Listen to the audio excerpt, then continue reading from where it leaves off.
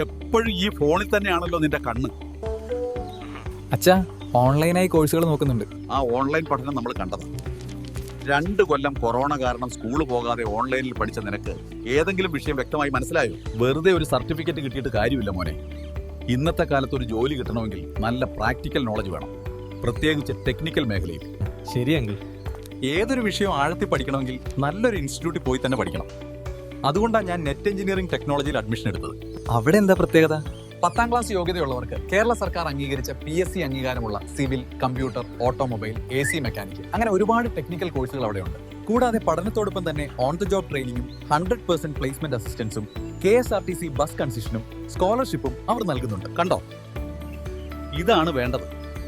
വെറുതെ സമയം കളയാതെ നീയും അവിടെ പോയി ഒന്ന് അന്വേഷിക്കും. ഭാവിയെപ്പറ്റി ഒരു ചിന്തയില്ലാതിരുന്ന എനിക്ക് ഇന്നൊരു നല്ല പൊസിഷനിലെത്താൻ കാരണം നെറ്റ് എഞ്ചിനീയറിംഗ് ടെക്നോളജിയാണ്. നിങ്ങൾക്കും എന്നെ പോലെ നല്ലൊരു പൊസിഷനിലെത്താൻ ജോയിൻ നെറ്റ് എഞ്ചിനീയറിംഗ് ടെക്നോളജി. ഉറപ്പുള്ള ജോലി നേടാം. പഠിക്കൂ നെറ്റ് എഞ്ചിനീയറിംഗ് ടെക്നോളജിയോടൊപ്പം. കേരള സർക്കാർ ടെക്നിക്കൽ കോഴ്സുകൾ.